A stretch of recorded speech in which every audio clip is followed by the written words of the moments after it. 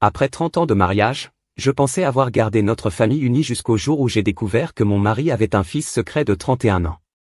Je n'ai rien dit. J'ai tranquillement rassemblé les preuves et j'ai attendu. Lors de la réunion de famille, j'ai tout exposé. Ils ont passé des décennies à monter un spectacle. Il ne m'a fallu qu'une minute pour faire s'effondrer toute la performance. Je m'appelle Margaret Brooks. Je suis grand-mère, mère et aujourd'hui j'ai 60 ans. Par coïncidence, c'est aussi le premier jour de 3e année pour mon petit-fils, Mason. Ce soir-là, Mason rentra de l'école et mon fils, Brian, rapporta un gâteau. J'avais passé tout l'après-midi dans la cuisine à préparer un grand dîner de famille, du poulet rôti, de la purée de pommes de terre, du macaroni au fromage au four, une salade fraîche du jardin. Chaque plat était quelque chose qu'ils aimaient tous. Une fois mon mari Harold et ma belle-fille Melissa rentrés du travail, toute la famille s'est assise autour de la table à manger. Melissa sourit en regardant la planche et se tourna vers Mason. « Tu ferais mieux de remercier grand-mère, dit-elle joyeusement. Elle a fait tout ça juste pour ta fête de rentrée. » Mais le visage d'Harold s'assombrit. Il fronça les sourcils et me lança un coup dur. « Tu as cuisiné tout ça et tu n'as même pas pensé à prendre du vin. » Brian est rapidement intervenu pour arranger les choses. « Papa, ne commençons pas ce soir, d'accord, dit-il en posant le gâteau au centre de la table et en arrachant l'emballage avec un sourire. Allez, allons-y, fais d'abord le gâteau et les bougies. Le commentaire d'Harold m'a un peu piqué, mais voir le sourire sur le visage de Brian a aidé à apaiser l'amertume dans ma poitrine. Je l'ai rejoint pour ouvrir la boîte à gâteaux. Mais dès que le couvercle s'est détaché, je me suis figé. Le gâteau disait « Félicitations, Mason ». C'était ça. Pas de ballon, pas de bougie avec mon nom, pas de message d'anniversaire, juste ces quelques mots. Je me suis penché, espérant rater quelque chose. Mais non, c'était tout ce qu'il y avait. Je pensais vraiment que Brian se souviendrait de cette année. Je lui avais même rappelé quelques jours plus tôt, je lui avais répété que mon anniversaire était le même jour que celui de l'école Mason School Millestone. Je lui ai dit que j'espérais une vraie célébration cette fois-ci, me sentir vu, me sentir rappelé.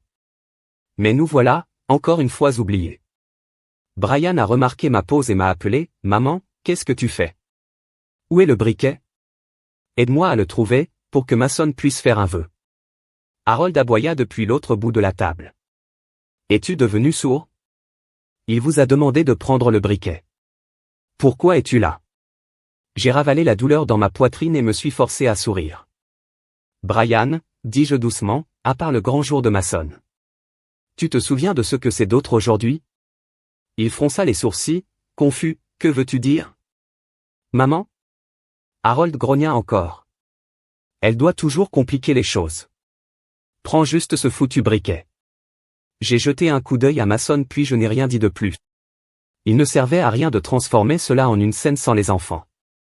Je suis entré dans la cuisine, j'ai attrapé le briquet et je l'ai tendu à Brian, le regardant allumer les bougies.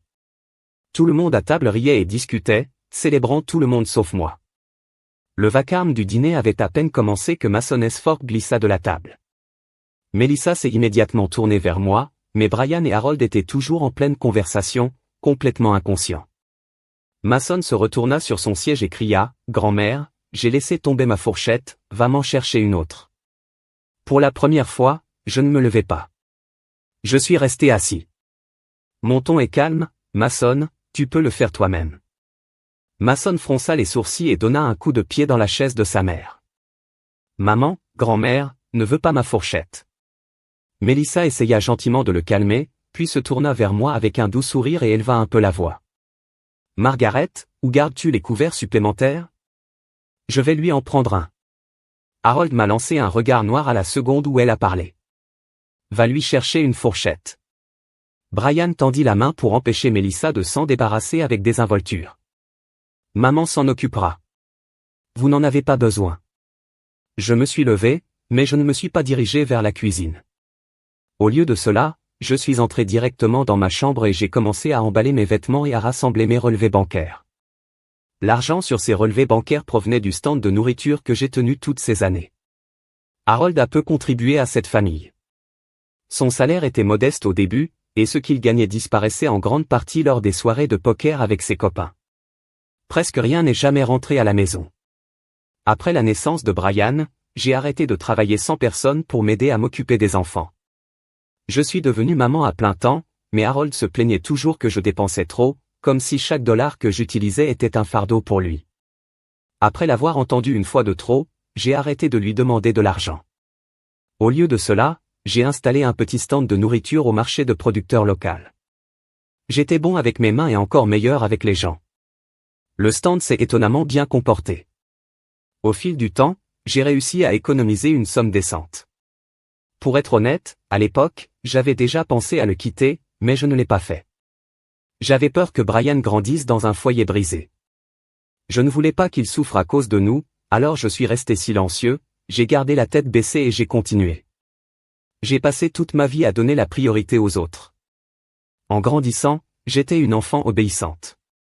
La façon dont j'ai été élevé m'a appris que le divorce était honteux, qu'il ruinerait la réputation d'une femme, nuirait à la famille et, pire encore, blesserait les enfants. Alors j'ai enduré. J'ai enduré les crises de colère d'Harold. J'ai enduré les critiques incessantes de ma belle-mère. Je me suis dit que je devais garder Brian pour lui donner une famille entière. Et c'est ce que j'ai fait pendant 30 ans. Mais combien de 30 ans une personne a-t-elle dans sa vie? J'ai essuyé les larmes au coin de mes yeux, j'ai attrapé ma valise et je suis retourné dans le salon, toujours en écho de rire, comme si de rien n'était. Mason avait déjà un nouvel ensemble d'argenterie entre les mains. Melissa a dû aller à la cuisine et le lui chercher. Au moment où je suis entré, elle m'a jeté un regard froid et dédaigneux, puis a baissé les yeux et a continué à manger comme si je n'étais même pas là. Harold buvait un verre de whisky d'un seul coup. La bouteille était neuve. Brian venait juste de sortir pour l'acheter au magasin d'alcool voisin, une petite gâterie pour son père. Regarder cette scène a fait couler mon cœur encore plus profondément. J'ai toujours détesté l'alcool. Quand Harold boit, il devient quelqu'un d'autre, bruyant, viol, téméraire. Il casse des choses, crie après tout le monde, disparaît même parfois pendant des jours sans un mot. Et à chaque fois, c'est moi qui ramasse les morceaux. Au fil des années, tout ce que j'avais lésiné et économisé pour meubler cette maison, les meubles, les appareils électroménagers, les petits conforts pour lesquels j'ai travaillé si dur, il a été détruit, un rampage ivre à la fois. Chaque objet brisé était un coup de poing dans mon ventre. Et pourtant Brian sait exactement en quoi son père se transforme lorsqu'il est ivre. Il l'a vu? Alors pourquoi continue-t-il à lui acheter de l'alcool?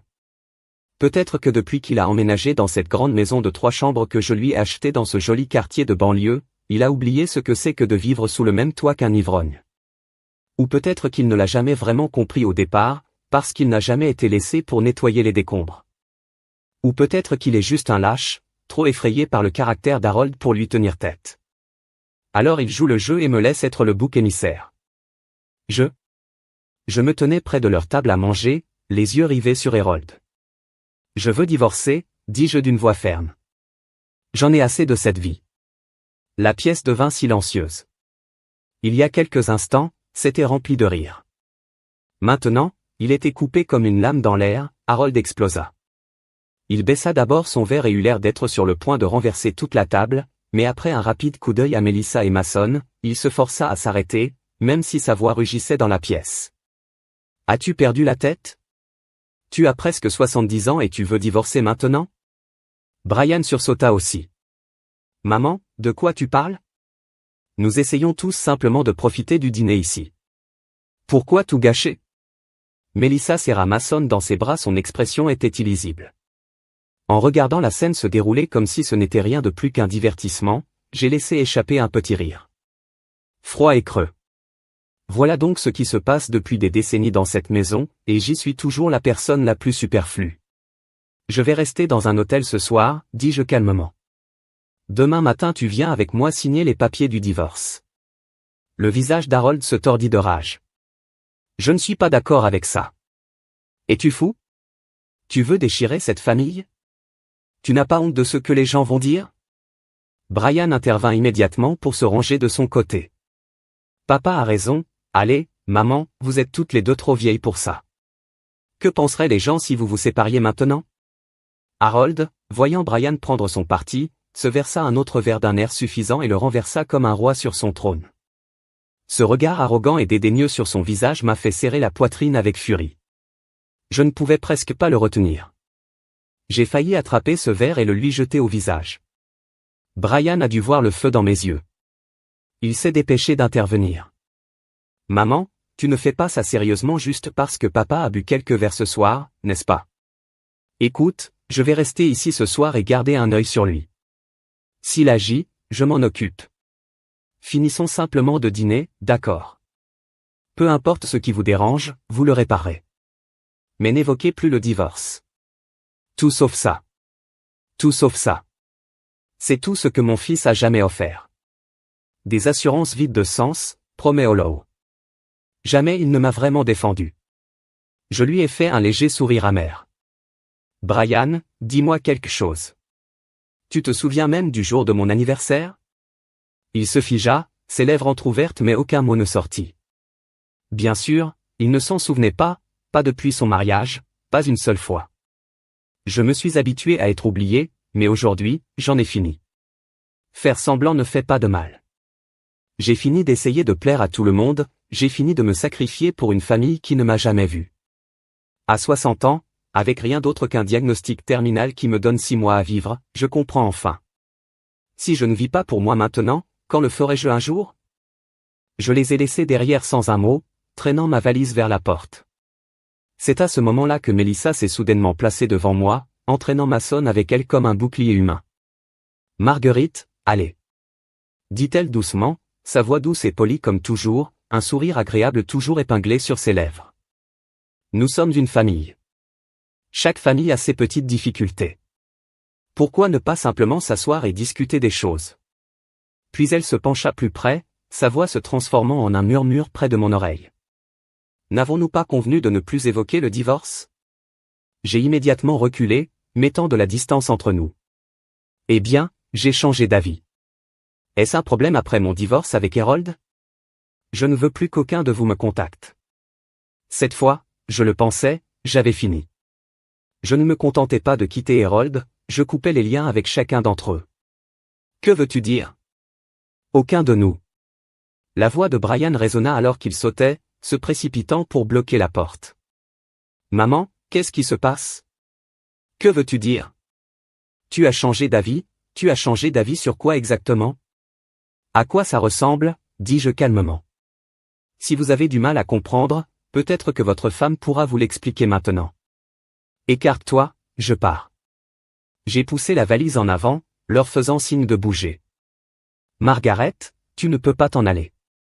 Melissa m'a soudainement attrapé, me serrant le bras alors que les larmes commençaient à couler sur son visage, comme une performance parfaitement chronométrée.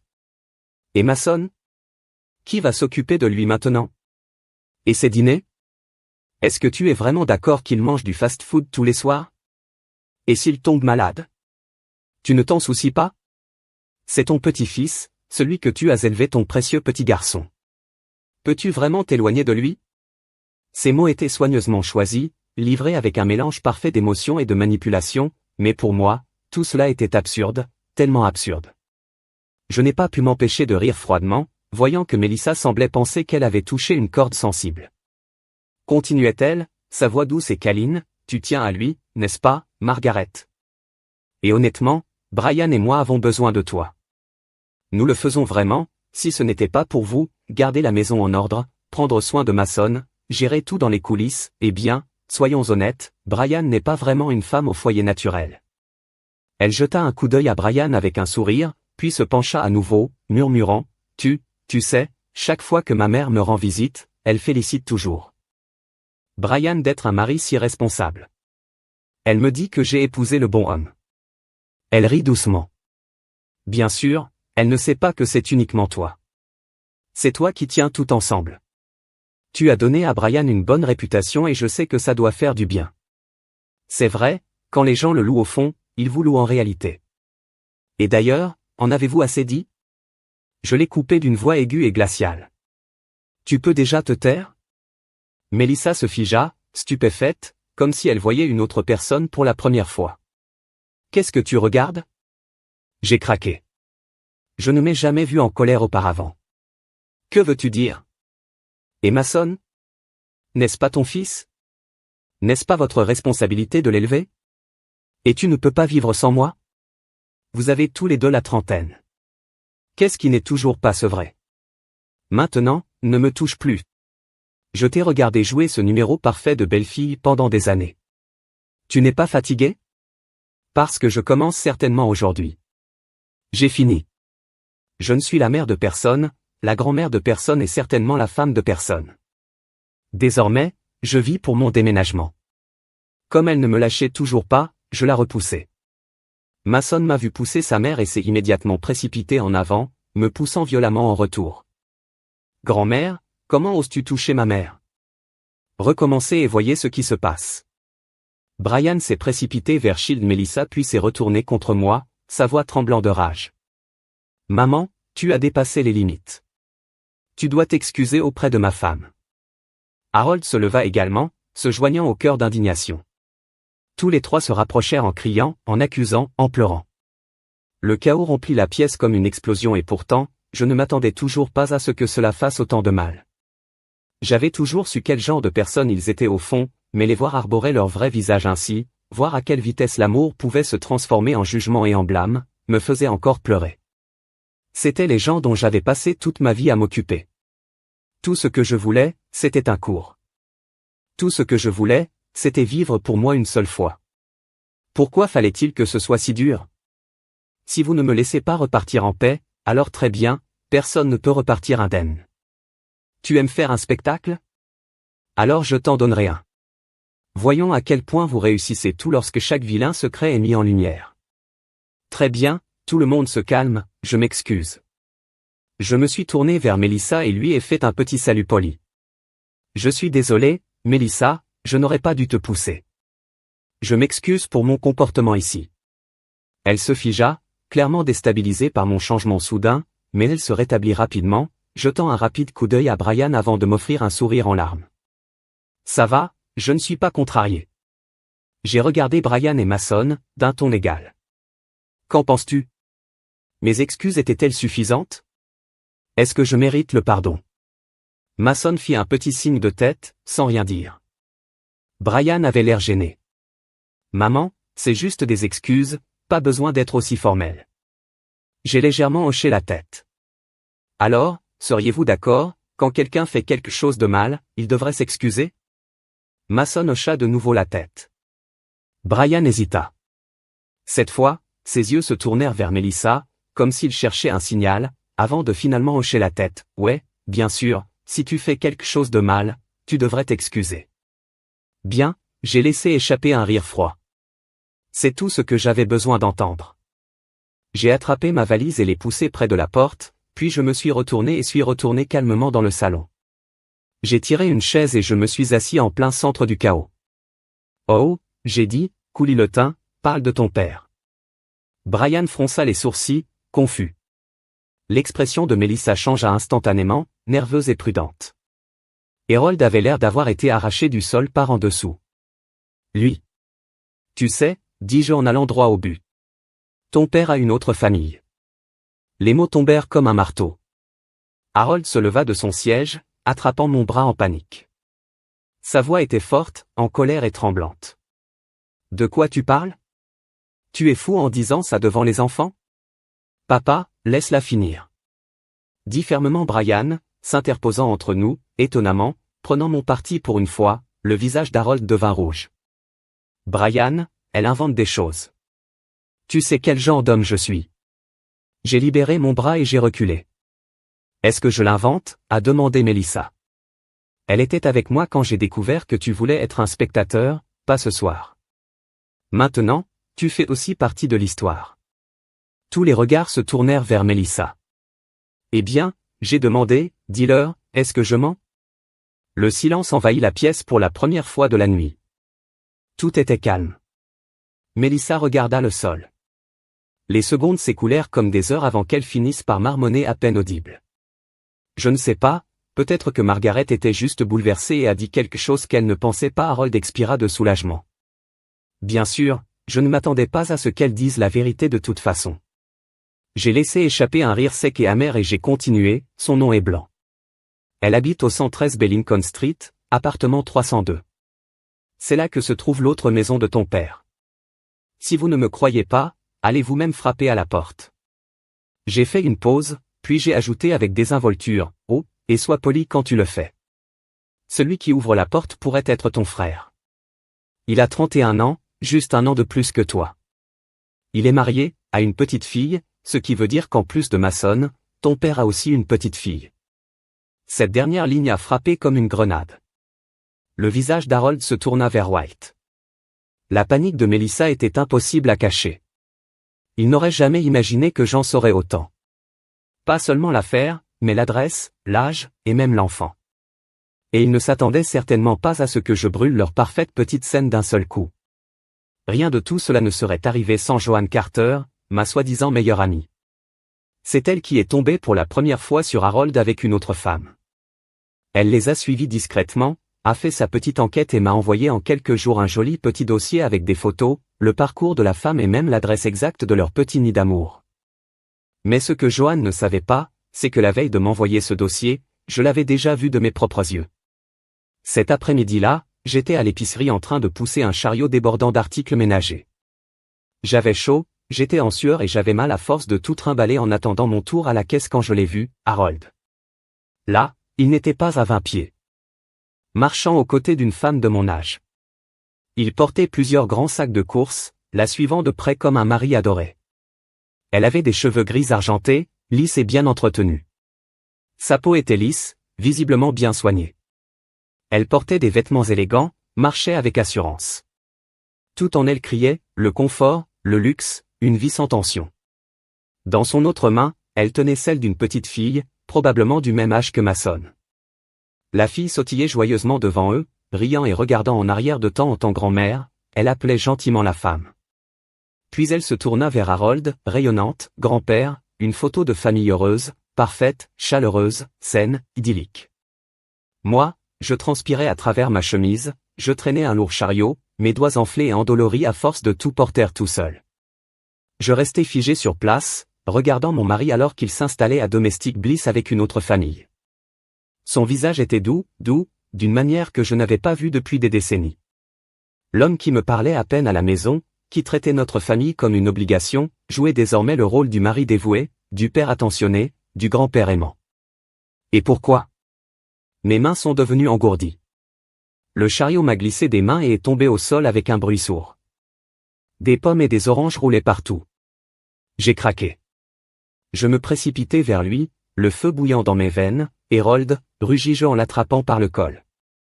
Il avait l'air d'avoir vu un fantôme, complètement pâle, abasourdi, sans voix. Sa nouvelle petite famille se figea sur place. La jeune fille se recula derrière la femme, visiblement effrayée, tandis que la femme serrait le bras d'Harold, essayant de l'éloigner. Mais je ne le laissai pas partir. Des années de ressentiment silencieux ont éclaté à ce moment précis. Je l'ai poussé fort. « Qu'est-ce que c'est que ça ?» J'ai crié. « Qu'as-tu fait toutes ces années ? Où diable est passé notre argent ? Tu me dois une réponse. » Les gens s'arrêtaient et regardaient. Les acheteurs arrêtèrent leurs chariots, chuchotant derrière leurs mains. Certains ont même commencé à enregistrer sur leur téléphone. Je m'en fichais, plus maintenant. Toutes ces années, j'ai ravalé ma fierté, me suis mordu la langue, me suis dit de garder la paix. Pourquoi être remplacé comme un appareil usé pour le regarder vivre la vie qu'il m'a refusée? Je n'allais plus me taire. J'allais m'assurer que la vérité éclatait et je me fichais de savoir qui la verrait. Nous nous disputions encore au milieu du magasin lorsque, par un cruel détour de timing, Melissa est arrivée après le travail et a repéré toute la scène qui se déroulait. Elle s'est précipitée vers moi, essayant de m'éloigner, essayant de me calmer, mais c'était trop tard. Le rideau était déjà tombé. Il n'y avait pas moyen de le reprendre. La vérité était éclatée et personne ne pouvait plus faire semblant. Ce soir-là, nous nous sommes assis dans le salon et j'ai finalement appris toute la vérité. Il s'est avéré que l'année où j'étais enceinte de Brian, Harold avait déjà commencé à voir cette femme. Il s'est avéré qu'à chaque fois qu'il disparaissait pendant quelques jours après avoir bu, il n'était pas en train de divertir des clients, comme il le prétendait, il rentrait simplement chez eux. Il s'est avéré que la majeure partie de l'argent qu'il avait gagné au fil des années n'était pas du tout allé dans ce foyer. Il s'agissait de construire une vie avec eux. En écoutant révélation après révélation, il s'est avéré que chacune me semblait plus absurde que la précédente. Mais le plus risible, c'est que cette femme me connaissait depuis le début. Elle savait qu'Harold et moi étions ensemble, elle savait que nous prévoyions de nous marier. Elle s'en fichait. Et, pire encore, lors de notre conversation, elle a effectivement essayé de me conseiller, m'a dit de ne pas faire d'histoire, a dit qu'elle pensait à notre famille. Elle a dit qu'elle ne voulait pas qu'Harold, à son âge, finisse comme un vieil homme solitaire dans un foyer brisé. Puis, avec un visage impassible, elle m'a dit qu'elle allait bien, qu'elle restait en retrait, que cela ne la dérangeait pas si je restais l'épouse légale tant qu'elle pouvait continuer à être sa deuxième famille. Elle croyait sincèrement qu'il s'agissait d'une sorte de compromis généreux, comme si elle se tenait sur un terrain moral élevé m'offrant des bribes de dignité pour lesquelles elle pensait que je devrais être reconnaissant. Je la regardais alors que ses lèvres continuaient de bouger et tout ce à quoi je pensais était, à quel point faut-il être délirant pour penser que tu as le droit de me faire la leçon? Je me tournai vers Harold, ma voix calme et froide, laissez-moi divorcer. Mais avant qu'il ne puisse répondre, Melissa est intervenue à nouveau, s'interposant entre nous comme un médiateur. Margaret, respire. S'il te plaît, pense à Brian. Si cela se révèle, si les gens découvrent que vous divorcez pour quelque chose comme ça, que dira le voisin? Alma presque éclaté de rire. Bien sûr, il se soucie plus des apparences que de moi, et j'aurais dû m'en douter. Mon fils et sa femme n'allaient jamais être à mes côtés. Je sais exactement ce que tu veux dire, dis-je doucement. Mais à un moment donné, une personne doit décider si elle veut vivre sans dignité. Melissa a insisté, faites comme si de rien n'était. D'accord, les hommes font des erreurs, c'est comme ça qu'ils sont. Toi et Harold pouvez sauver les apparences pour le bien de Brian, vous pouvez toujours vivre votre vie. Et après y avoir réfléchi, après avoir écouté ses incessantes persuasions, j'ai accepté. J'ai ravalé mon dégoût et j'ai conclu un accord avec Harold, nous ne resterions mariés que de nom. Plus besoin de faire semblant en privé, juste des apparences pour le bien des enfants. Mais en vérité, notre mariage était mort depuis longtemps. Je pensais que je pourrais tout supporter dans un dernier sacrifice, un dernier compromis. Mais ensuite mon corps a commencé à faiblir. Je suis allé seul à l'hôpital, ressentant un étrange malaise que je ne pouvais ignorer. Et c'est là que j'ai reçu le diagnostic, cancer. C'est ce que tout mon silence et mon endurance m'ont acheté, la maladie. Pourquoi devrais-je être celui qui paie pour ses péchés? Pourquoi devrais-je continuer à me briser juste pour protéger la fragile fierté d'une famille qui ne m'a jamais vu? Au diable le silence, au diable les sacrifices, au diable le fait de faire semblant que tout va bien. J'ai fini de me rétrécir pour mettre les autres à l'aise. J'ai fini d'avaler du poison et d'appeler ça la paix. Allons-y, Brian. Dis-je calmement. Allons-y, voyons par nous-mêmes, voyons si j'invente vraiment des choses. À peine les mots eurent-ils quitté ma bouche que Brian attrapa Harold par le bras et sortit en trombe. Je l'ai suivi lentement et régulièrement, les roues de ma valise claquant doucement sur le trottoir derrière moi. Melissa hésita un moment, puis finit par entraîner Mason et nous suivit. D'après les documents que Johan m'avait remis, il n'avait emménagé qu'au début de cette année.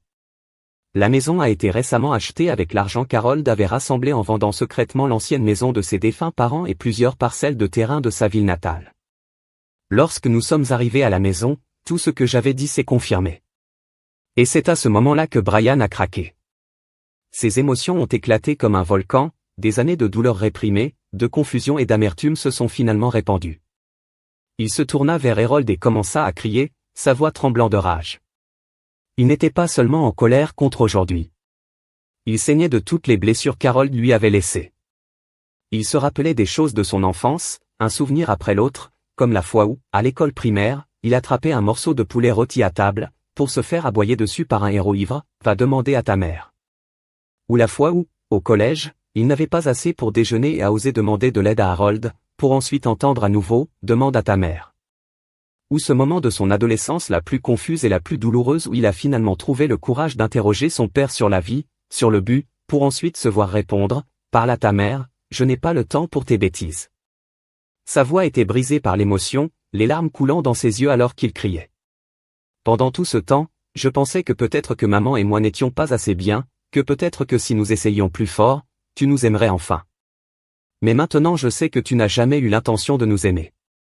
Tu as déjà donné tout ça à quelqu'un d'autre. Vous avez donné votre temps, votre argent, votre cœur à une autre femme, une autre famille.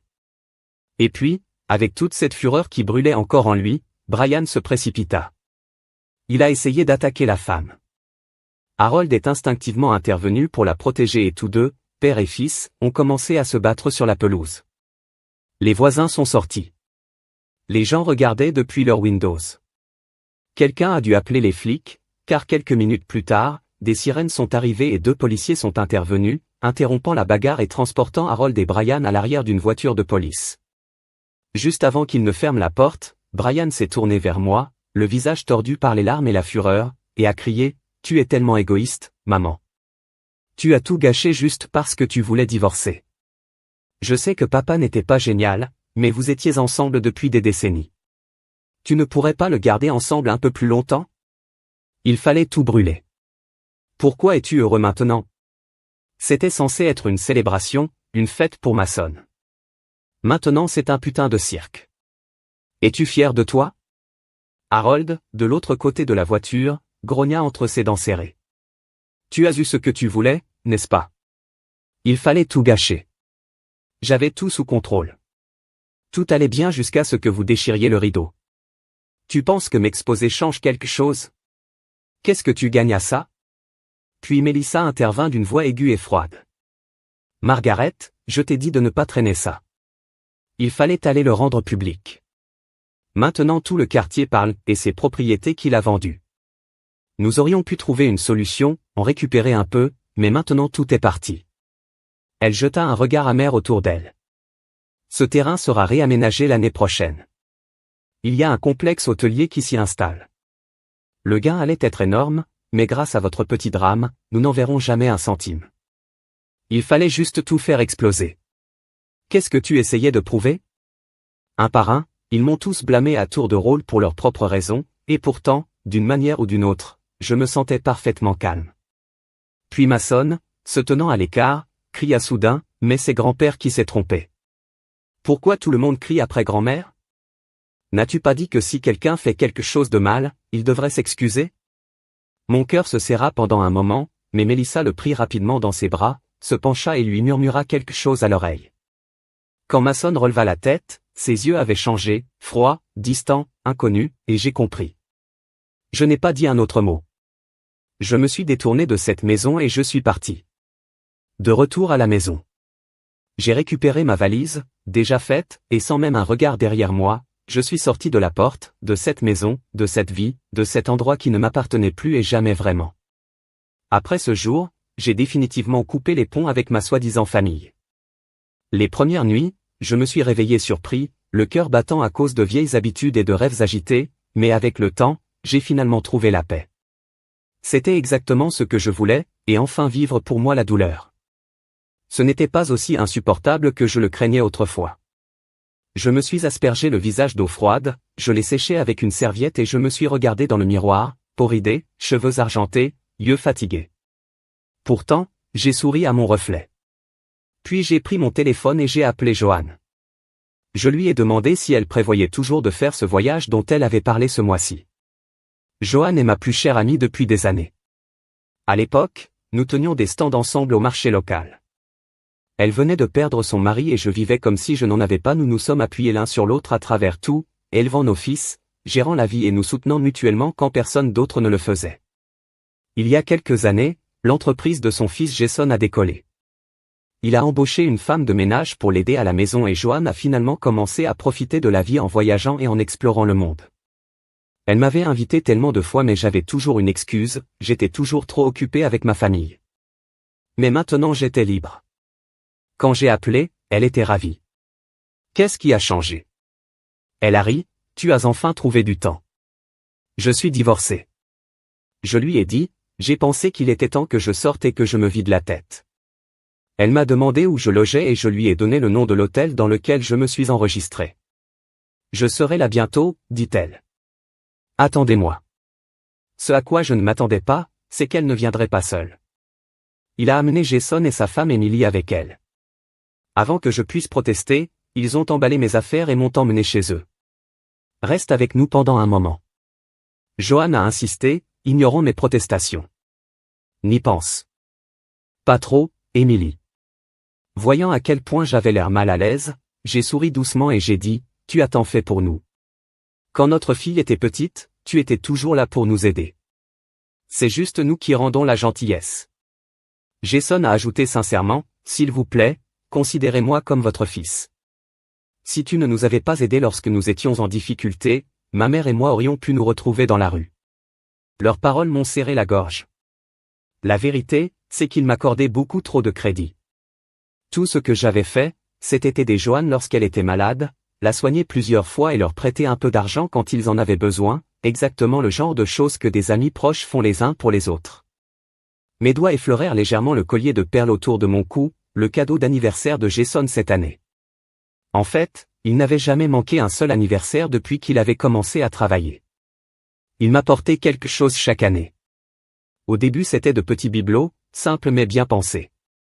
Plus tard, ce furent des bijoux, des vêtements et même de petites surprises. Cela m'a fait sentir vu. J'hésitais, réticent à accepter quoi que ce soit, mais il disait toujours, c'est de nous tous. Un peu merci. J'ai donc commencé à retourner les cadeaux gestuels pour Joanne, un petit jeton ici et là. Cela m'a fait me sentir mieux, comme si je gardais l'équilibre. Mais comment remboursez-vous la gentillesse comme la leur? Comment allez-vous rembourser l'amour aussi profond? Tout ce que j'ai jamais offert était un coup de main. Mais ils m'ont rendu quelque chose de bien plus précieux. June a juste ri et a dit, c'est ce que fait la famille. Vous n'avez pas besoin d'une raison pour vous soucier. Plus tard, elle a demandé à Jason de nous réserver un voyage de 15 jours. Et elle avait raison quand votre cœur est lourd. Un changement de paysage aide vraiment. Chaque jour qui passe, je me sentais plus léger, mon corps se sentait plus fort, mon esprit plus clair. À notre retour, j'ai trouvé un petit appartement et signé un bail. Je savais que mon temps était limité. Je ne voulais pas mourir dans la maison de quelqu'un d'autre. Je n'ai jamais parlé à Joanne du cancer, j'ai juste dit que j'avais besoin d'un temps tranquille seul. Ils n'ont pas essayé de m'arrêter, mais ils m'ont fait promettre de les appeler si jamais j'avais besoin de quelque chose. Ensuite, j'ai commencé à faire toutes les choses dont je rêvais autrefois, mais je n'ai jamais osé essayer. Et la première chose que j'ai faite, j'ai inscrit à un cours de danse. J'adorais danser depuis que je suis enfant, mais nous ne pouvions pas nous permettre des leçons à l'époque. Cette fois, j'ai choisi quelque chose de gras, hip-hop, une classe pleine de 20 ans, juste pour donner quelque chose de joyeux à cette petite fille en moi qui a dansé pieds nus dans la cuisine, en rêvant. Je ne me souciais pas de ce que les jeunes pensaient. Je m'en fichais s'ils ricanaient derrière mon dos sur la façon dont je me suis gêné. Je ne me souciais de rien, sauf ce que je ressentais, car cette fois je vivais pour moi. J'ai pratiqué tous les jours, encore et encore. J'ai répété chaque mouvement, chaque battement, chaque étape. Je savais que j'irais mieux. Je savais, même si le temps manquait, je danserais une routine parfaite juste pour moi-même, comme ma vie, désordonnée, imparfaite, douloureuse, mais toujours la mienne. Et cette fois, je serai celui qui rédigerait le dernier chapitre. Tant que je n'ai pas abandonné moi-même, tant que je dansais avec joie et honnêteté, ma vie n'aurait pas été vaine. Et lentement, le rythme est devenu plus facile, mon corps plus léger, mes mouvements plus nets. Les mêmes enfants qui m'ont gloussé une fois, maintenant ils m'appellent la dame cool. Le temps glissait par, 6 mois passés en un clin d'œil. Ce matin-là, je me suis levé tôt et je me suis dirigé vers un petit studio de photographie au centre-ville. J'ai eu un portrait pris, mon dernier. Ensuite, je suis allé dans une entreprise de services funéraires et j'ai tout programmé pour mes propres adieux. J'ai choisi un enterrement C. Je voulais que mes cendres dérivent avec les courants, se promènent librement à travers les océans, atteignant les coins du monde que je n'ai jamais eu la chance de voir, même si ce n'est dans l'esprit. Je voyagerai, flottant dans des endroits dont je rêvais autrefois, chuchotant à travers les villes et les paysages que je n'avais jamais touchés dans la vie. Puis je suis retourné à mon cours de danse. J'ai demandé à mon instructeur une faveur pour m'aider à enregistrer une performance de danse complète. Elle a accepté sans hésitation. Elle m'a dit. Elle avait un compte en ligne où elle a téléchargé des vidéos, une plateforme où, tant que personne ne le supprime, la vidéo y vivrait pour toujours. Elle m'a même aidé à créer un profil de médias sociaux et sous ses conseils, j'ai téléchargé la vidéo moi-même. Je voulais laisser quelque chose derrière, une trace de mon existence, un scintillement de mouvement, un moment de joie qui a dit au monde. J'étais ici. Le médecin a dit qu'il me restait 6 mois et après le divorce, j'avais fait tout ce que je voulais faire. Je pensais vraiment que j'étais prêt pour la mort. Il ne me restait plus de regrets, j'avais fait la paix avec la fin, mais la mort n'est pas venue. Un jour s'est écoulé alors, puis 10, puis 30, 2 mois passés et j'étais toujours en vie. La compagnie funéraire a commencé à m'appeler régulièrement pour m'enregistrer. Puis vint le shift, leurs voix sont devenues impatientes, maladroites. Finalement, ils n'ont même pas essayé de cacher leur amusement. Madame, l'un d'eux gloussa lors d'un calou, semblant assez bruyant là-bas. Je n'ai pas pris la peine de cacher mon irritation et j'ai repris quelques mots. L'homme a juste ri avec ce genre d'énergie, je dirais, vous avez une longue route à venir. Et puis il a raccroché et pour la première fois depuis longtemps, j'ai ri aussi. 3 mois après la date de décès prévue du médecin, quelque chose d'inattendu s'est produit. Je suis devenu viral dans notre communauté senior de la ville. Tout a commencé avec cette vidéo de danse que j'ai téléchargée. Je pensais que ce serait juste un souvenir silencieux, un moment final pour moi. Je ne savais pas que la plateforme promouvrait la vidéo auprès d'autres utilisateurs, mais apparemment, il l'a fait. Les gens le regardaient, le partageaient, l'aimaient. Avant de le savoir, mon petit clip était devenu un succès local. Soudain, les gens ont commencé à me reconnaître, dans la rue, au supermarché, à la banque, à la pharmacie, où que je sois allé, quelqu'un allaiterait et dirait « Eh, n'est-ce pas la grand-mère qui fait du hip-hop ?» Ensuite, ils se rassemblaient autour de moi en doublant des compliments, à quel point j'avais l'air jeune, à quel point mes mouvements étaient lisses, à quel point les plus jeunes n'étaient pas à moitié aussi énergiques. Après une telle rencontre, qui bourdonne toujours de leurs éloges, j'ai reçu un appel téléphonique. C'était Harold. Et, dit-il avec désinvolture. Quand rentrez-vous à la maison? Brian veut vous emmener dîner. Mason a dit qu'il vous manque. J'ai regardé l'écran en voyant les noms d'un fils et d'un petit-fils qui n'avaient pas pris la peine de me contacter depuis des mois, j'ai fait un faible sourire. Oh, j'ai répondu. Alors vous et Brian réparez les choses. Harold gloussa Melissa, pensait que nous devrions tous nous asseoir et parler des choses. Je laissai échapper un bourdonnement doux. Eh bien, c'est merveilleux. Je vous souhaite tout le bonheur du monde. Et j'ai raccroché juste après que je lui ai envoyé un SMS, à moins qu'il ne s'agisse de divorcer, ne me contactez plus. Mais c'était comme si l'homme avait perdu la tête. Le lendemain, il a commencé à m'envoyer des messages constamment, roses, notes en doux, petites citations séduisantes. Je n'ai pas répondu à un seul. Quelques jours plus tard, il a rappelé. Son ton était sirupeux, trop poli, demandant comment j'avais été. Puis la conversation midque, a-t-il soudainement demandé, et, au fait, il semble que vous vous débrouillez plutôt bien pour vous-même maintenant. C'était tout ce que j'avais besoin d'entendre. Je ne l'ai même pas digne avec une réponse, je viens de raccrocher. Plus tard dans l'après-midi, Joanne m'a appelé à l'improviste. Nous devons nous rencontrer. Elle a dit non en personne. Je l'ai rencontrée dans un café local. Elle était déjà assise à mon arrivée. Son expression sérieuse. Au moment où je me suis assis, elle a glissé son téléphone sur la table. Margaret, a-t-elle dit sinistrement, tu dois voir. Cela s'avère que le soi-disant amour de Harold. Cette femme, Denise, avait téléchargé une vidéo en ligne me calculant publiquement. Dans le clip, elle m'a peint alors qu'une vieille sorcière froide et sans cœur a dit que j'étais égoïste et cruel, j'ai dit abandonner mon mari et mon petit-fils juste pour aller galopant comme un adolescent, que je me souciais si quelqu'un vivait ou mourait. Joannite, plaît, Jao serré, écoutez simplement ces ordures.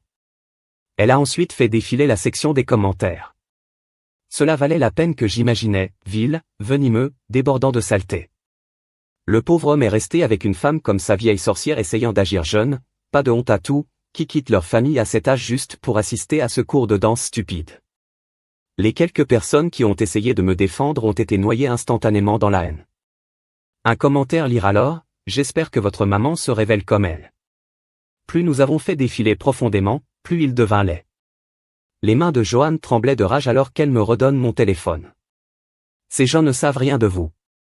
J'ai rapidement ouvert ma propre vidéo de danse, je suis allé à la section des commentaires. Au fond, il y avait encore quelques mots chaleureux, des éloges, des encouragements, des gens qui m'encourageaient. Mais plus j'ai fait défiler, la même haine avait débordé. Des gens qui avaient suivi le lien de la campagne de frottis de Denise, utilisant maintenant mon message pour cracher leur venin. Chèque celui qui devrait être poursuivi. J'ai cassé mes mains, tremblant de fureur. Je vais porter des frais. Elle est la vraie nausée à la maison. Je me suis levé si vite que ma chaise a presque fait un tour du bas. Je viens avec toi, dit Johan fermement, montant à côté de moi. Tout comme nous étions sur le point de partir, mon téléphone a sonné à nouveau Harold. J'ai soupiré et je l'ai ramassé, se préparant déjà pour une autre cycle de grognements pathétiques. Mais cette fois, ce n'était pas sa voix, c'était Denise. Fini le ton doux et doux de l'autre femme réfléchie qu'elle bouillonnait maintenant. Sa voix, sharp et Saint-Ril, et Yolag, que se passe-t-il entre vous et Harold? A-t-elle crié. Ek, t'as envoyé des fleurs et des messages doux. De quoi diable parlez-vous? Vous pensez que vous pouvez le reconquérir? Sa voix est classée comme une lame rouillée. Il dit, je suis le seul qu'il aime, que vous n'êtes qu'un reste, un inconvénient, un accessoire pour empêcher son fils de le couper. Alors dites-moi quelle est votre relation avec lui maintenant, dites quelque chose. Elle ne s'arrête même pas pour respirer, continuer de tirer des accusations, un barrage de méchanceté paranoïaque et venimeux. Soudain, j'ai ri. J'ai finalement compris. Ce n'était pas une question d'amour ou de justice, ce n'était pas de l'émotion, c'était de la jalousie, de l'insécurité. Elle ne se déchaînait pas parce qu'elle s'en souciait. Elle était terrifiée. Terrifiée que je pourrais encore avoir une prise sur Harold, que je pourrais encore avoir du pouvoir. Elle ne l'a pas fait, et c'est ce qui l'a vraiment rendu pathétique. Ces deux se méritaient. Sans vergogne, auto-absorbé, mesquin au cœur. C'est donc votre vrai visage. Je pensais que la vraie femme derrière la performance, eh bien, si elle voulait un spectacle, je lui en donnerais un. Juste avant de raccrocher, je me suis penché sur l'orateur et j'ai crié aussi fort que je pouvais dire ce vieux salaud d'aller en enfer. Puis j'ai terminé l'appel. J'ai jeté mon téléphone dans mon sac et j'ai regardé Johan, ma poitrine se soulevant, puis j'ai souri. Eh bien, dis-je, la voix stable et tranchante. Maintenant, je me sens vraiment vivant. 2 mois de plus s'évanouissent du bleu. Harold, qui ne m'avait pas contacté depuis des jours, a appelé et a dit qu'il voulait aller de l'avant avec les documents officiels de divorce. J'ai gloussé doucement et j'ai répondu, je ne suis plus prêt à signer. Sauf à moins que le jour de notre divorce, vous vous tenez à l'extérieur de l'hôtel de ville devant tout le monde et de vous excuser publiquement pour tous les dommages que vous m'avez causés au fil des ans, et vous devez également effacer mon nom, dire la vérité sur tous ces mensonges que votre soi-disant véritable amour se propage à mon sujet en ligne. Si vous ne pouvez pas faire cela, oubliez-le. N'élève même pas le divorce. Il a immédiatement perdu son sang-froid, m'a maudit et a claqué le téléphone. J'ai regardé l'écran tandis que l'appel se déconnecte et mon sourire ne faisait qu'aggraver. C'est très bien. Il reviendrait ramper assez tôt, car mon plan avait déjà été mis en mouvement tranquillement, soigneusement, et pas un seul d'entre eux n'avait aucune idée de ce qui allait arriver. Effectivement, 2 jours plus tard, il a rappelé. Cette fois, sa voix était frénétique et pleine d'urgence. Il a tout accepté. C'est à ce moment-là que je savais que le moment était venu, le temps de régler le score. En utilisant les informations que Johan avait recueillies pour moi, j'ai trouvé le numéro de contact de Denise. J'ai dit, lui a envoyé un message simple. Demain, à 15h, rencontrez-moi à l'hôtel de ville. Nettoyons l'air face à face. Le lendemain matin. Harold s'est présenté dans les délais, debout devant l'hôtel de ville comme je le demandais et devant une foule croissante de passants. Il a fait exactement ce que je lui ai dit de faire. Il s'est excusé. Il se tenait là, grisonnant, froissé, humilié et avoué publiquement les années de douleur qu'il m'avait causées. Il a admis tous les actes de trahison et, surtout, il a précisé haut et fort, que la campagne de frottis en ligne de Denise contre moi n'était rien d'autre que la calomnie et la fabrication. Les gens se sont rassemblés curieux et surpris. Les téléphones sont sortis, des vidéos ont été prises. Certains clips se faisaient déjà en ligne en quelques minutes.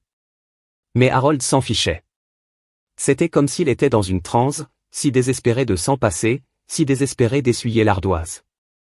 Il ne tressaillait même pas à la vue des caméras, ne se souciait pas que sa fierté soit retirée, une phrase à la fois, et lorsque sa performance était terminée, nous sommes entrés dans le bâtiment côte à côte, 2 personnes qui avaient autrefois construit une vie ensemble soumettant calmement notre demande de divorce.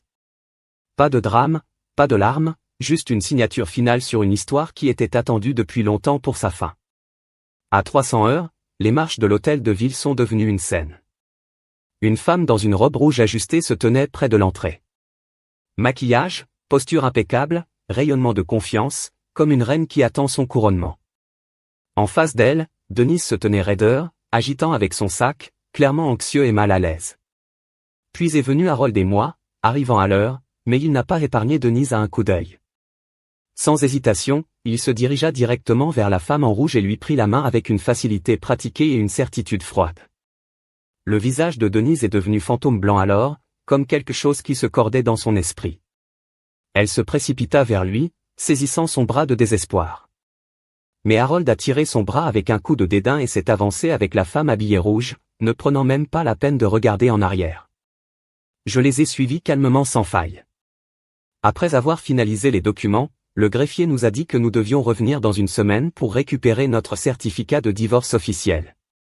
Alors que nous sortions, Denise était toujours sur le terrain, sanglotant, serrant son téléphone, en le criant à moitié tout en maudissant les larmes s'effondrer complètement en public. Harold n'a même pas clignoté. La femme à côté de lui a épargné Denise un seul regard cool, puis s'est retournée et s'est éloignée avec lui, des talons en cliquant, en toute confiance à travers le trottoir. Je me suis promené à Denise et je me suis arrêté juste devant elle. Je lui ai donné un sourire léger, presque ludique. Alors j'ai entendu, vous étiez le véritable amour.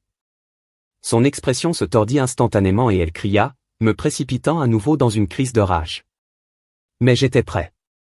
Je m'inclinai en douceur, la laissant trébucher juste devant moi sans se brosser mon manteau. Merde, avez-vous vu ce mouvement? Elle a un vrai feu. Un passant a crié, provoquant des rires et des applaudissements de la petite foule. Je me suis retourné et je leur ai donné une vague, souriant, merci. Ensuite, je suis parti gracieux, non autre et glorieusement libre chez moi. J'ai à peine eu le temps de m'asseoir avant que la société de funérailles ne rappelle à nouveau, comme il l'avait fait tant de fois auparavant. Bonjour, madame. Dit la voix familière à l'autre bout, le ton à moitié amusé, à moitié vaincu. Il est sûr de dire, vous n'avez vraiment pas besoin de nos services après tout. J'ai ri et raccroché. Honnêtement, ils ne se sont pas trompés. Peut-être qu'il était temps de retourner à l'hôpital juste pour m'enregistrer. Je ne pouvais pas continuer à vivre comme si je mourais pour toujours, n'est-ce pas? Le lendemain, je suis allé pour un examen médical complet et les résultats m'ont arrêté sur mes traces. Le médecin s'est assis en face de moi, feuilletant le rapport avec des sourcils surélevés, sa voix remplie de surprise et quelque chose comme de la crainte, madame. Il a dit lentement, vos cellules cancéreuses ont complètement disparu. Aucun signe de métastase, rien. Je l'ai regardé stupéfait. Que veux-tu dire? J'ai guéri, comme complètement. Il a hoché la tête, oui, vous êtes en rémission, complètement récupéré. Mais ce genre de maladie ne disparaît pas, n'est-ce pas? Le médecin a fait un petit haussement d'épaule et a souri. C'est rare, mais ça arrive. Certains patients éprouvent ce que nous appelons la rémission spontanée. Vous n'êtes pas le premier. Vous pouvez le rechercher. Les revues médicales sont pleines de cas comme celui-ci. Il a remis mon graphique et a ajouté, en fait, un de mes collègues produit un podcast médical et une série de vidéos. Il aimerait partager votre histoire. Patience réelle, vrai miracle. Vous pourriez inspirer beaucoup de gens. Seriez-vous ouvert à une interview? Des larmes ont jailli dans mes yeux, pas de tristesse, mais de quelque chose de bien plus profond, de soulagement plus pur, de gratitude, de triomphe. J'ai hoché la tête, souriant largement. Absolument, je serais honoré. Si mon histoire donne un espoir à une personne, cela en vaut la peine. Une semaine plus tard, Harold et moi avons officiellement recueilli notre certificat de divorce. À partir de ce moment, il n'y avait plus de lien légal ou émotionnel entre nous. Cet après-midi, la femme qui était apparue à l'hôtel de ville avec Harold est venue me voir en privé. Je lui ai remis le paiement final que nous avions convenu à l'avance. Elle l'a accepté avec un sourire éclatant et a dit, « Merci, madame. Si l'un de vos amis a besoin d'un service d'acteur similaire, n'hésitez pas à les référer. Nous offrons une remise pour les clients du retour. » Plus tard, j'ai entendu dire que Harold était entré dans une frénésie à part entière en essayant de la trouver. Il a mis en place des dépliants de personnes disparues dans toute la ville, mais bien sûr, il ne l'a jamais trouvée. Un an s'est écoulé et je suis devenu une sorte de célébrité locale, la grand-mère du cancer survivant au hip-hop. Il ne m'a pas fallu longtemps pour construire un petit suivi. Les gens en ligne ont commencé à m'appeler Cool Margaret et en quelque sorte le nom est resté. Finalement, je me suis associé à quelqu'un pour démarrer une petite entreprise. Mon partenaire m'a traité avec des opérations de Ghent, de Génine, de respect, de gestion quotidienne, a constamment vérifié ma santé et a pris soin de moi comme la famille. Tout avançait régulièrement. La vie était brillante, vibrante, pleine de possibilités. Puis un jour, quelqu'un du passé est venu frapper Mélissa. Elle ne m'avait pas contactée depuis des lustres et quand elle s'est assise en face de moi, elle ressemblait à une ombre de la femme que je connaissais. Fini la belle fille polie et toujours souriante. À sa place se trouvait une femme fatiguée aux yeux creux et à un cœur lourd. Elle s'est assise tranquillement pendant un moment avant de parler. « Margaret » a-t-elle dit doucement, « je veux parler. » Je n'ai rien dit, je l'ai juste regardé. « Je veux m'excuser » murmura-t-elle, lui faisant ses doigts nerveusement. J'étais naïf, égoïste. Je pensais que tant que j'étais à l'aise, rien d'autre n'avait d'importance. Je n'ai jamais réalisé à quel point vous aviez transporté toutes ces années, alors je n'ai rien dit. Elle continuait, sa voix craquant un peu. Pendant tout ce temps, je pensais que j'étais aussi victime. Mais maintenant, je vois que je faisais partie du mal. Je faisais partie de ce qui vous a fait du mal, et maintenant je vis la vie que vous aviez autrefois, transportant tout seul, Brian. Il boit beaucoup, s'arrête, évite tout. Il se transforme en son père et je suis celle qui tient les morceaux, ses yeux remplis de larmes. Je comprends enfin. Partez n'était pas égoïste, c'était courageux. Je me suis assis là tranquillement pendant un long moment, puis j'ai finalement parlé. Vous comprenez enfin? Mélissa hocha la tête, oui, je le fais vraiment. Je me suis tenu, je me suis dirigé vers elle et lui ai tendu un tissu. Tu es enfin la Mélissa que j'espérais toujours rencontrer, dis-je doucement. Nous nous sommes regardés et avons souri. À ce moment-là, il n'y avait pas de vengeance, pas d'amertume, pas de rancune, de paix seulement de fermeture. Un peu plus d'un mois plus tard, Brian est venu me voir. Il a commencé avec une tentative maladroite de poser des questions sur ma vieille maladie, offrant une préoccupation timide avant de déplacer lentement la conversation vers sa propre vie. C'est à ce moment-là que j'ai appris qu'il était divorcé. Il s'assit en face de moi, visiblement mal à l'aise, agitant avec ses mains comme un enfant incertain de sa place. Maman, je sais qu'il y a eu beaucoup de malentendus entre nous. Il a dit, voix basse, je suis désolé. Je lui ai fait un doux sourire. Quand j'étais plus jeune, je pensais que durer pour les autres était une forme de gentillesse, mais je suis venu à comprendre que la vraie gentillesse est de vous aimer et de ne pas faire payer les autres pour votre propre lâcheté. J'espère qu'un jour vous comprendrez vraiment ma décision. Il baissa la tête et soupira. J'ai continué, Brian, tu n'es pas une mauvaise personne. Vous n'avez jamais vraiment grandi. Tu n'es pas ton père, ma chérie, et tu n'as jamais à l'être. Mais maintenant, vous devez intensifier. Vous avez des responsabilités. Votre fils et votre famille ont besoin de vous? Il me leva les yeux un peu brumeux. Je me suis tenu, j'ai marché et je l'ai tiré dans un câlin et à ce moment-là, je lui ai pardonné. Maintenant, la vie s'est encore réglée dans un rythme, mais cette fois, mon cœur est plus stable que jamais. Je vais toujours en cours de danse tous les jours, en apprenant de nouvelles routines, en répétant des performances avec les plus jeunes membres de notre groupe. Ils m'appellent leur entraîneur spirit et je les appelle en plaisantant la version étendue de ma jeunesse. L'entreprise fonctionne bien maintenant. J'ai reculé des opérations quotidiennes, remettant plus de responsabilités envers la jeune équipe. J'ai plutôt choisi de passer plus de temps sur moi-même. J'ai commencé à apprendre le français et j'ai pris la photographie. Je prévois un voyage en Europe l'année prochaine pour visiter le Loup à Paris, pour suivre les trains pittoresques à travers les Alpes suisses, pour danser librement dans les rues d'Espagne. J'ai également rejoint un groupe de sensibilisation communautaire senior, faisant du bénévolat dans des maisons de soins infirmiers, enseignant des exercices de base en rythme et une expression de soi aux anciens qui se sentaient depuis longtemps oubliés. En regardant leurs yeux s'allumer à chaque mouvement, en les regardant redécouvrir leur présence dans le monde, c'est un sentiment au-delà des mots. Je me retrouve souvent debout devant le miroir traçant la ligne. Le temps de Mind a gravé mon visage. Mais je ne vois plus de défauts, je vois des histoires. Je vois la force. Chaque ride est une cicatrice de survie, un rappel de tout ce que j'ai combattu et grandi. Je dis souvent que j'ai passé la majeure partie de ma vie à essayer de plaire aux autres et maintenant, dans le temps que je suis parti, j'apprends enfin à m'aimer, parce que la réponse à la vie n'a jamais été simplement la supporter, c'est la vie comme vous-même. J'avais l'habitude de penser à vieillir signifiait disparaître, abandonner, reculer, être silencieux, mais maintenant je sais, même dans la vie, deuxième acte, il y a encore des routes sans fin qui valent la marche, des histoires qui valent la peine d'être écrites, des danses qui valent la peine d'être danses. J'étais une fois enchaîné par le destin, mais j'ai trouvé ma propre façon de me libérer. J'étais autrefois blessé par la famille, mais j'ai appris à pardonner de manière sélective et consciemment. J'ai cru une fois que ma vie approchait de sa fin, mais ce n'était vraiment que le début de la vie. Il y a encore tellement de jours à m'attendre, des jours pour danser, à explorer, à vivre férocement et pleinement. Et tant que je frappe encore pour moi, je sais que le monde continuera à nous applaudir aussi. Cette fois, je suis vraiment entré dans ma propre lumière. Je suis Margaret. Je ne suis personne, personne, personne. Je suis simplement sans vergogne moi et j'aime la femme que je suis devenue.